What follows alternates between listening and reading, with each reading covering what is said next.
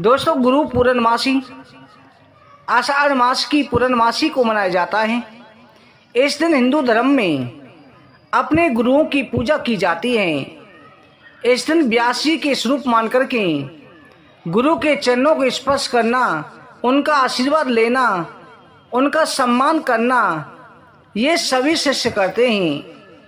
भगवान विष्णु के अवतार महर्षि वेद व्यासी, ऋषि पाराशर और माता सत्यवती के द्वारा प्रकट हुए थे। बाल अवस्था से व्यासी को अध्यात्म में काफी रुचि थी, जिसको पूरा करने के लिए उन्होंने अपने माता पिता से प्रार्थना करी कि मुझे भगवान के दर्शन करने हैं। माता पिता की आज्ञा लेकर के व्यासी तपस्या करने चले गए और उन्होंने हजारों वर्षों तक तपस्या करी। भगवान के उनको दर्शन हुए। भगवान के दर्शन करके व्यासी को अपने स्वरूप का ज्ञान हुआ। व्यासी ने महाभारत की 18 पुराणों की, 4 वेदों की, 6 शास्त्रों की रचना कर डाली। इस तरह से सभी ग्रंथों के सार भागवत पुराण की भी रचना करी। इसलिए आज भी जब भी कोई कथा होती है, सर्वप्रथम व्यासी का आह्वान किया जाता है। इसलिए आज के दिन गुरु पूर्णिमा को व्यासी की पूजा का विशेष महत्व रहता है। गुरु की पूजा करने से साक्षात वेद व्यासी की पूजा हो जाती है। माता पिता को भी गुरु मानकर के उनके चरण स्पर्श किए जाते हैं। गुरु पूर्णमासी के दिन एक कथा और सुनी जाती है। किसी व्यक्ति के घर भगवान और गुरु दोनों पहुंच गए। वो व्यक्ति बाहर आया, भगवान के चरणों में गिरने लगा तो भगवान बोले, रुको रुको, पहले गुरु के चरणों में जाओ। आखिर ऐसा क्या खास है गुरु के चरणों में? भगवान ने उस आदमी को पहले गुरु के चरणों में नमस्कार करने के लिए कहा। गुरु के महत्व को भगवान ने भी समझाया है। भगवान ने स्वयं बताया कि कृष्ण अवतार में, राम अवतार में भगवान ने भी स्वयं गुरु धारण किए थे। ये घटना एक बार बैकुंठ लोक में भी घटी थी। एक बार की बात है, नारद जी विष्णु भगवान से मिलने के लिए गए। भगवान ने उनका बहुत सम्मान किया। जब नारद जी वापस गए तो विष्णु जी ने कहा कि लक्ष्मी, जिस स्थान पर नारद जी बैठे थे उस स्थान को गाय के गोबर से लीप दो। जब विष्णु जी ये बात कह रहे थे तब नारद जी वहीं पर खड़े थे। उन्होंने सब सुन लिया, वापस आ गए और विष्णु भगवान से पूछा, भगवान, जब मैं आया तो मेरा खूब सम्मान किया, पर मैं जा रहा हूं तो आपने माता लक्ष्मी से क्यों कहा कि नारद जिस स्थान पर बैठा था उस स्थान को गोबर से लीप दो? भगवान ने कहा, नारद, मैंने आपका सम्मान इसलिए किया क्योंकि आप देव ऋषि हैं। मैंने देवी लक्ष्मी से इसलिए कहा क्योंकि आप बिना गुरु के हैं, आप निगुरु हैं। जिस स्थान पर निगुरा बैठ जाता है वो स्थान अपवित्र हो जाता है। ये सुनकर के नारद जी ने कहा, हे भगवान, आपकी बात सत्य है, पर मैं गुरु किसे बनाऊं? नारायण बोले कि नारद, धरती पर चले जाओ। जो व्यक्ति सबसे पहले सूर्य उदय के समय दिखाई दे उसको अपना गुरु मान लेना।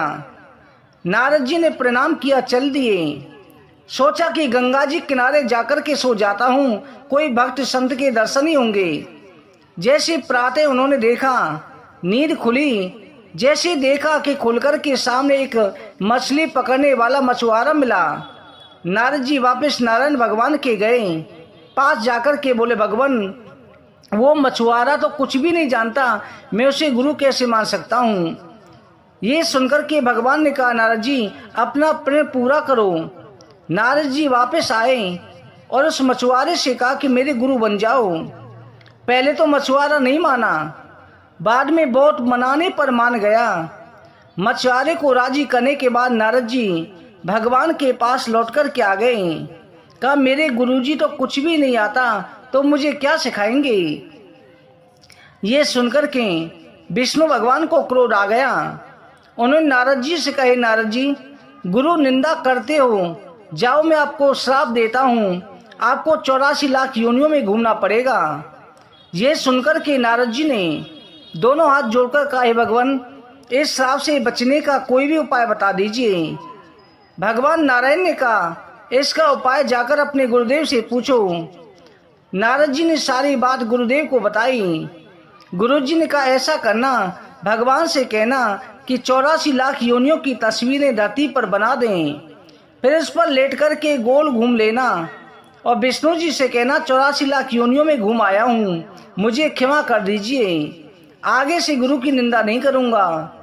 नारद जी ने विष्णु जी के पास जाकर कहा कि आप 84 लाख योनियां धरती पर बना दो। फिर नारद जी उन पर लेट कर के घूम लिए और कहे, नारायण मुझे क्षमा कीजिए, आगे से कभी गुरु की निंदा नहीं करूँगा। ये सुनकर कि विष्णु भगवान ने कहा, देखा जिस गुरु की निंदा कर रहे थे उसी ने मेरे श्राप से बचा लिया। नारद जी गुरु की महिमा परम्पार है। गुरु गूंगे गुरु बाबरे, गुरु के रहिए दास, गुरु जो भेजे नरक को, स्वर्ग की रखिए आस। गुरु चाहे गूंगा हो, चाहे गुरु बाबरा, चाहे गुरु कैसा भी हो, हमेशा उनके दास बन के रहिए। गुरु यदि नरक को भेजे तब भी शिष्य को इच्छा रखनी चाहिए कि मुझे स्वर्ग ही प्राप्त होगा, इसमें मेरा कल्याण ही होगा। यह शिष्य को गुरु पर पूर्ण विश्वास हो तो उसका बुरा स्वयं गुरु भी नहीं कर सकते। इसी प्रकार से एक प्रसंग और आता है, धन्य भगत ने एक साधारण पत्थर देकर के ब्राह्मण ने कहा था कि इसे भोग लगाया करो। ब्राह्मण को गुरु मानकर के धन्ना भगत ने उस पत्थर की रोज पूजा करी और स्वयं भगवान श्री कृष्ण के दर्शन हुए। धन्य भगत के सामने जो है भगवान उसी पत्थर से विश्वास से प्रकट हुए, क्योंकि गुरु का वचन विश्वास रखने वालों का अवश्य भगवान कल्याण करते हैं। इसलिए भक्तजनों, आप इस बात का हमेशा ध्यान रखें, गुरु ब्रह्मा गुरुर् विष्णु गुरुदेवो महेश्वरः, गुरु साक्षात परम ब्रह्मा तस्मै श्री गुरुवे नमः। भक्तजनों, आप इस कहानी को, वीडियो को ज़्यादा शेयर करें जिससे सभी का कल्याण हो। आप हमारे चैनल को सब्सक्राइब करें और इसी प्रकार से धार्मिक वीडियो देखने के लिए चैनल पर बने रहें।